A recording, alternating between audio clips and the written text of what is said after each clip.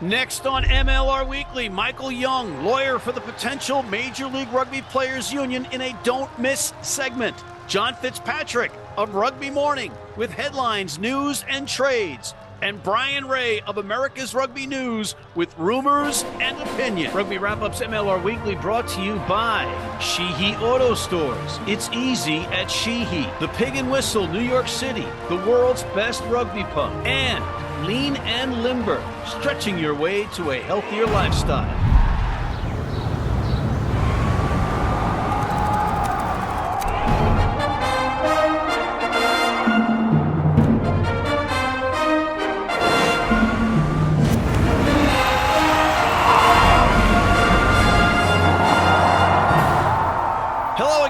Welcome to MLR Weekly, as presented by Rugby Wrap-Up, Matt McCarthy in New York City, and we have a great show for you. We have Bryan Ray of America's Rugby News with rumors and stuff coming out of New Zealand that might affect Major League Rugby. Yeah, we also have Michael Young, the lawyer for the USRPA, the United States Rugby Players Association, ahead of Major League Rugby's players looking to unionize.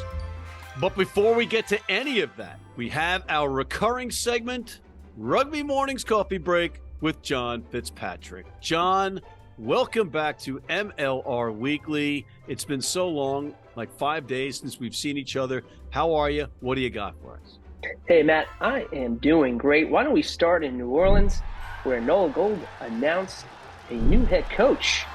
Corey Brown, he's the new head coach. He's going to replace Kane Thompson, but Kane Thompson isn't leaving. He's just shifting over to an assistant role. He's going to oversee the forwards and the defense. But Matt, what do you make of that move? Is it going to get weird in that coaching clubhouse? Well, there are a few layers to unravel here. Number one, Corey Brown has a great rugby resume, and he's been around the block and back.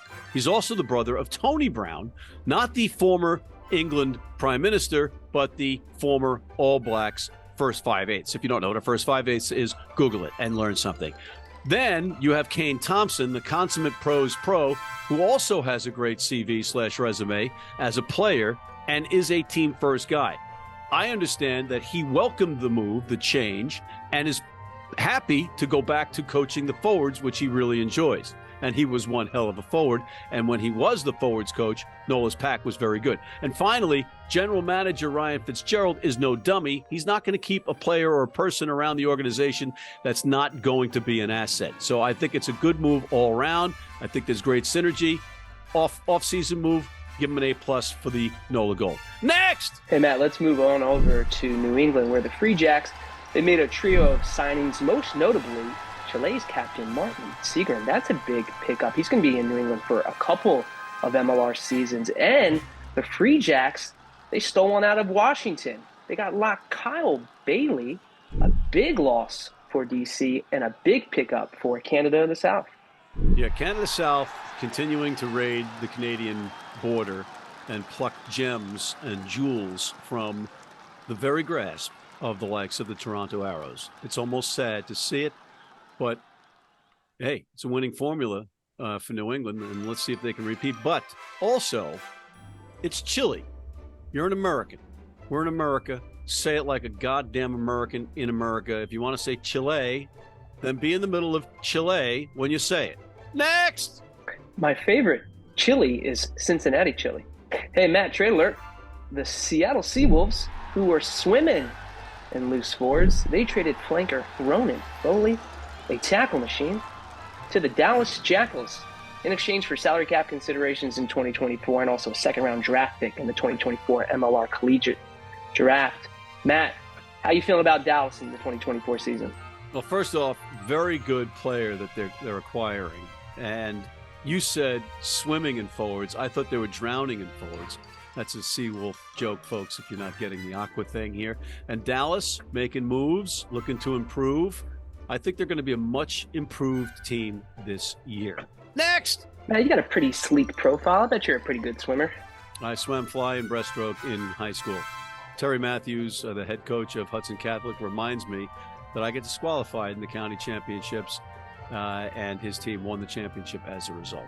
Next! Hey, Matt, two notable re-signings here quickly. The Toronto Arrows, they've announced the return of Canadian international and their captain, Lucas Rumble, and Old Glory DC, they have re-signed lock Colin Gross, who was in the running for MLR Rookie of the Year last year. 2 big re-signings for both those clubs. Hey, Matt, this weekend, the USA Men's Eagles, their last 2 matches of the 2023 season, they're going to be playing in Spain in the La Vila International Rugby match. They're going to be playing Brazil Saturday morning, and then we'll either get the winner or loser of Spain versus Canada. So 2 more matches in 2023. But, Matt, I got to ask you, man, how are you feeling about the Eagles heading into 2024? Well, they had the ability of flying under the radar, did the Eagles. And I feel, and so do a lot of people out there, in my humble opinion, that if you lift the interim tag off of Scott Lawrence and make him the full-time coach, we'll all feel a lot better about the Eagles in 2024. Next. That's it, Matt. Let's go. America. If yeah.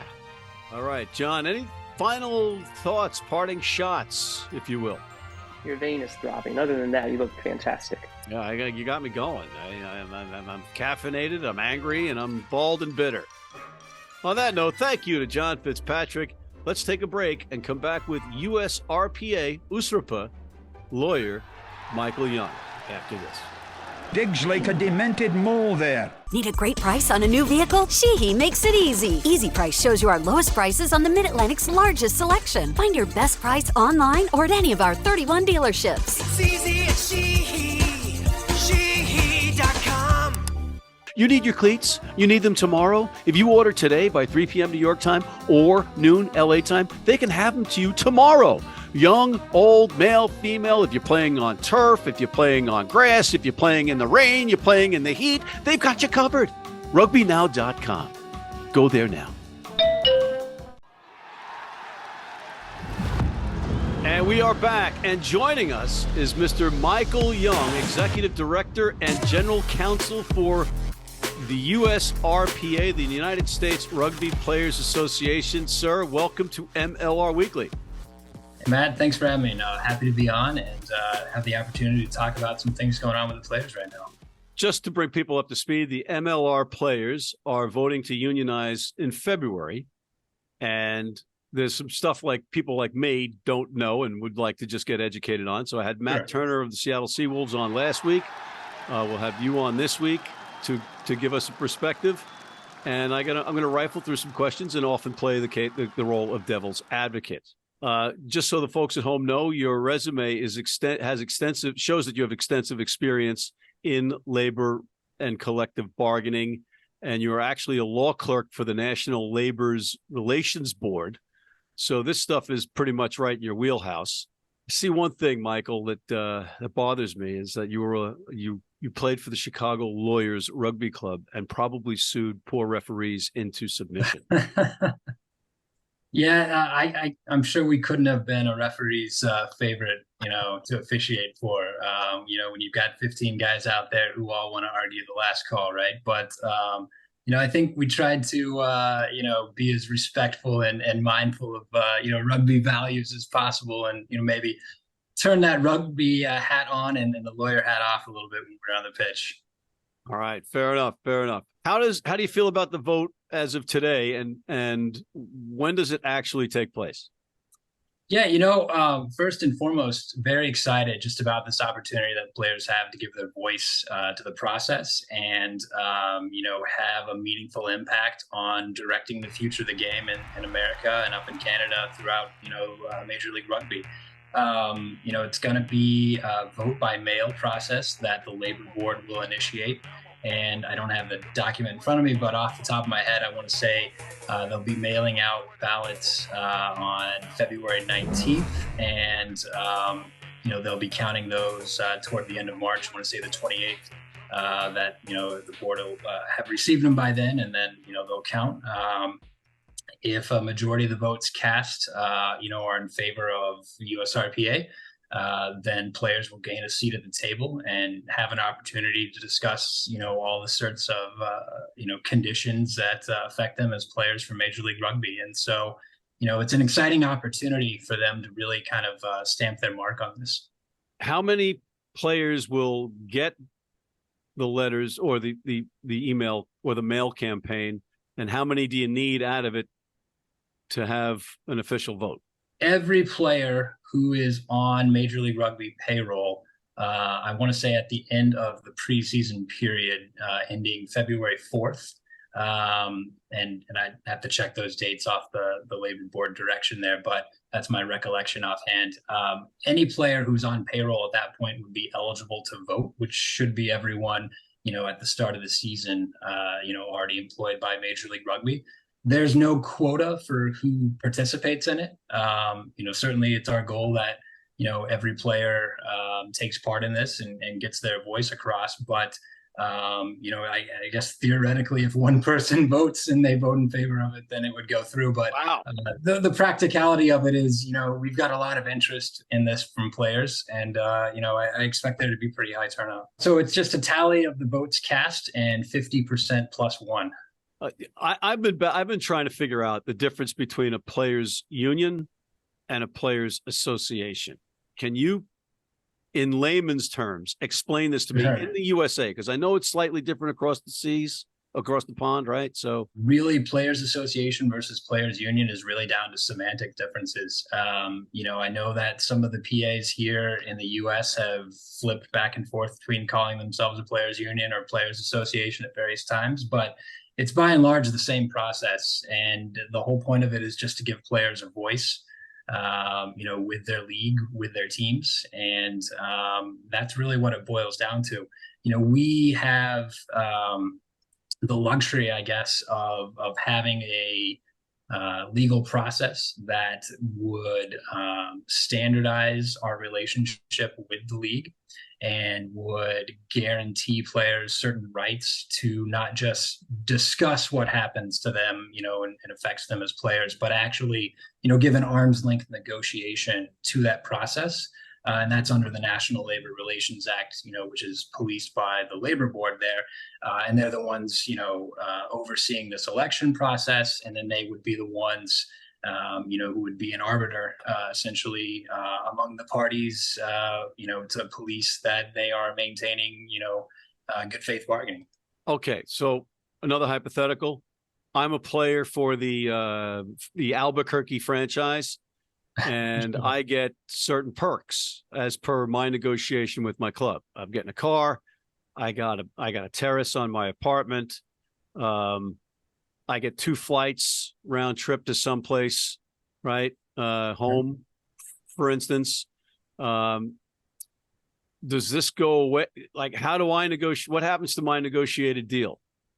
Players really seem to value the ability to negotiate certain aspects of their deals. And a lot of them, and a growing number of them, are using agents in order to do that and kind of capitalize on their individual market value. It's up to the players really how they want to approach negotiations, but the trend that I wouldn't see players choosing to buck is in the sports and entertainment industries in the US. The model has always been where player associations set the floor, set the standard for what sort of operations would affect players, and basic minimums that would apply to everyone. Above and beyond that, it still leaves open room for players to individually negotiate, maybe some side perks or increased compensation based on, what position they play and different needs. So if I can interrupt, so a player can still negotiate for themselves with their club? Yeah, and that's the exact model that, you see in the National Football League, that their Players Association has agreed to, MLS, you name it. That's how the labor relations is set up in the sports industry here. Well, I'm a John Q player, and we vote to unionize. What kind of costs are going to come out of my paycheck for it? So that's going to be a determination that the players will make. This is a democratically run organization. It's not something where they're voting me in by any stretch of the imagination. I'm not making tackles for a living. I just provide my advice and counsel to these guys, but it is run exclusively by the players and for the players. Is it the position of the players union that the owners are making money? I can't speculate on what their financial position is. It would be beyond what I have access to in financial information, but it's not uncommon in sports and even in major ones for ownership groups to and teams not to be making money necessarily. But I'd be speculating with respect to Major League Rugby. My intel tells me that the average loss per year for an owner is like $5 million. Look, I think that's really kind of a red herring here. Whether they're making money or not doesn't affect the rights that players have to have a voice in that process. And there's certainly a number of things that aren't any sort of economic impactors that players can negotiate on how they play the game, how they're contracted. And, in the early days of a lot of these other sports here in North America, these are the same questions and same concerns that popped up. And, I don't see any sort of difference here. MLS in particular, I think, was in year 6 when their players went through and initiated the Players Association, and had a lot of the same growing pains that rugby has here in the U.S. So I think to suggest that this is premature is off the mark here. But if you were in a situation to invest, or you were an investment banker or a venture capitalist, what would your feelings be about a potential labor dispute in terms of investing? I can't speculate what venture capital would feel about these sorts of things, but from my lens, I have to say that having players on board and working with the league to grow it and bring stability to it through reaching a collective bargaining agreement, I think speaks volumes to stability and future prosperity of the league. I have my ear to the ground, and I get rumors thrown at me all the time, and I try to vet anything that I talk about. One of those things is that there are 3 teams impacted potentially by the labor question that are not having their deals with investors or potential new partners. The ink isn't dry on the deals because they're waiting to see what happens. Yeah, that's news to me, and I can't speculate as to what those situations are or contingencies that they may have in place. But, I'll just say that having a players association in place is not something that is detrimental to the financial situation of a league. This provides a uniform process for the league to engage with their players.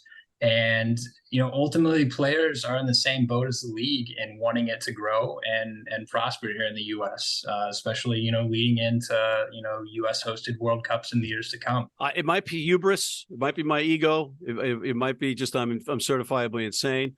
But I can't help but think that if we got in a room together and I had a keg, we could come out with a deal in about 3 hours. And I have some potential solutions. Well, when I talk to owners and general managers, and then I talk to players, and now I'm speaking to you, to me, it's not that there's not that big of a gulf, and there is an ability or an availability for us to get this thing done before it becomes, spirals out of control. So contracts are an issue, right? What if we said, okay, player contracts, a player gets cut, the player is effectively a free agent. And I understand the other side of that too, is like if somebody drives from Ohio to play again for that fictitious team in Albuquerque, and they got a $20,000 contract and they got cut 2 weeks after the season starts, they're SOL right now. But what if there was some kind of agreement where, okay, if that's the case, depending on where you are in the season, they'll honor half the contract, so that at least covers the player and maybe his wife to go back to Ohio. Yeah, I mean, you're hitting the nail on the head. Those are the exact sorts of things and the conversations that players want to have with the league, and see where we can find that middle ground that meets both parties' expectations and desires there. The APC, the associate players contract, they get an hourly wage. They do get a crack at playing professional rugby, but it's not like a great deal. And if I'm not mistaken, players were under the assumption that they couldn't go play for another team. That's been a tough point. And the owners and people that I have spoken to say, oh yeah, well, that's something that we can probably work through. The players want to have these conversations on these issues, health and safety, playing conditions. They want a dialogue that sets out, measures for when teams move, what sort of notification is out there, how are players traded, what sort of security is in these playing contracts. Those are all the topics that you just mentioned that we want to discuss and that players really want to have a meaningful impact on. Sure. If I'm working for company XYZ and they go out of business, is it their responsibility to take care of players of another organization? So my understanding is that these players are all contracted to Major League Rugby. So they've billed themselves as following a kind of single entity model, that Major League Soccer put out there a few years ago and still maintains, to my understanding as well. If a team does relocate or fold and in the situation for, Atlanta now becoming LA, players would have the opportunity to negotiate the effects of that sort of relocation and lessen the impact on themselves and their families and going through that process. The health insurance thing, I understand it's a big deal. Right now it's a workers' comp situation, and a workers' comp situation, for folks that don't know this out there, it's when you're on the job and you get hurt, you're covered. During the off season, for a lot of these players, the workers' comp doesn't do a thing, and they have families, some of these people. So coverage after the season is a big deal, and it's expensive. Workers' comp varies from state to state, and the owners right now currently pool their money into a workers' comp pool to lessen the costs and equal them across the board. But there's a gap between the end of the season and the start of another season. What if there was like a bridge with Medicaid or Obamacare to soften that blow so that there is some kind of insurance for players in the off season, so that when they are playing for a club rugby team in the area to help promote the team, that they're covered and maybe their spouse or their kid is covered? Would that be a feasible, acceptable resolution for players?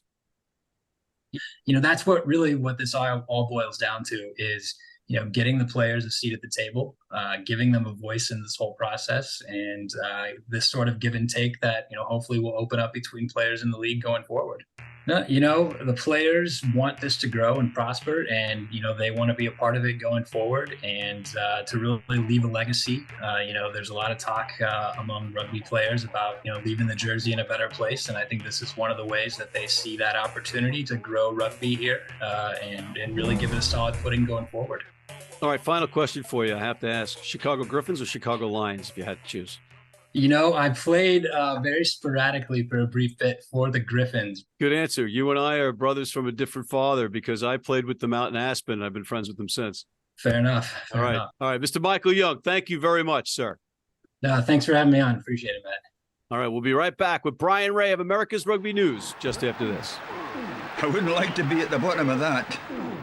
If you're in New York City and want to watch some great rugby, have some great food, and some great times, go to the world's best rugby pub, the Pig and Whistle on West 36th Street.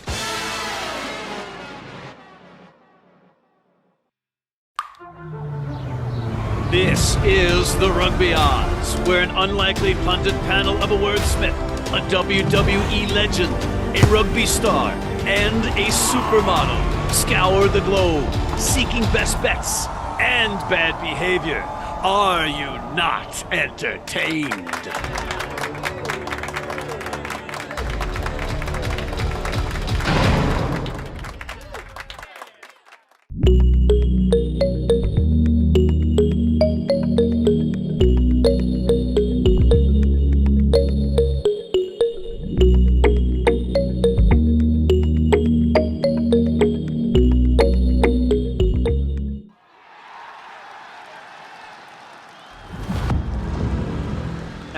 And we're back with Mr. Bryan Ray of America's Rugby News. Bryan, welcome back, and thank you for being here. We were talking off camera about Super Rugby undermining MLR again. Yeah, Lee Halfpenny signing with the Crusaders. There was a little bit of a rumor going around that he was actually headed to Major League Rugby next season. I was getting excited about that, but hey, it's not happening. He's actually going to New Zealand to play little Super Rugby. I think this is a surprise. Lee Halfpenny's not coming to MLR, which is disappointing. We have some more MLR stuff to talk about. We have a positive. We have MLR players playing international matches and traveling to Spain. Lovely. Looking forward to see, some action. Certainly some of the younger guys, see how they go out there. We've seen Scott Lawrence mix it up, and then the Canadian team, some coach will put some guys in the field and we'll see what happens. But this whole thing to me is a terrible missed opportunity. First of all, it should have been 3 tests. But second of all, this should have been played midweek games during the World Cup. They could have broadcast them as, hey, we're building towards a 2014 World Cup. Here's a little exhibition series between teams that hopefully, at least a couple of them will be featuring in 4 years' time. That's your problem. You got to start thinking illogically. It just doesn't happen. I mean, just ask, our, I guess, online colleague, Mr. Squidge. I was just going to ask you about Squidge. I mean, everybody knows Squidge Rugby at this stage, and Mr. Owen and his brother, who also works on that thing, and put this 40-minute terrific presentation, of how the Springboks won the World Cup together, puts it online, and within a couple hours, some numpty at World Rugby has given him a copyright strike and taken it down. Now, why you don't want free advertising is beyond my comprehension. What is going on at the offices in Dublin? I don't think anybody has any real idea what these guys do, or whoever is working in that office. Do they do anything? Do they think about things at all? Are they living in the 1800s? I don't know what's going on there. My guess, it was like a copyright algorithm that kicked off it was set off on YouTube, and that went an email to World Rugby, and somebody just did a knee-jerk reaction. Because if you didn't, and you didn't run it up to your higher ups to say, hey, should we flag this or not, then you should be looking for a different job. They have had more than enough time to rectify the situation. They, first of all, should have known beforehand anyways. I mean, the Squidge has done stuff for World Rugby. It beggars belief. It beggars belief that the thought process of that whole situation. And the whole thing is, too, if you get into that YouTube, if you get on their blacklist or you go to their media sin bin, you could be permanently banned or your channel shut down. And you really don't have an opportunity to speak to a human being. You have to fill out like a 2-page kangaroo court plea. And on that note, Bryan Ray, we are out of time. Thank you, Mr. Bryan Ray of America's Rugby News. Thank you to John Fitzpatrick of Rugby Morning. Thanks to Mr. Michael Young, the lawyer for the USRPA USRPA. Thank you for tuning in. Please check out our other shows, including the critically acclaimed The Rugby Odds, College Rugby Wrap-Up. Hit that subscribe button on YouTube. Sign up for our weekly newsletter. Tell a friend about us. And please join our American Red Cross Blood Donor Team.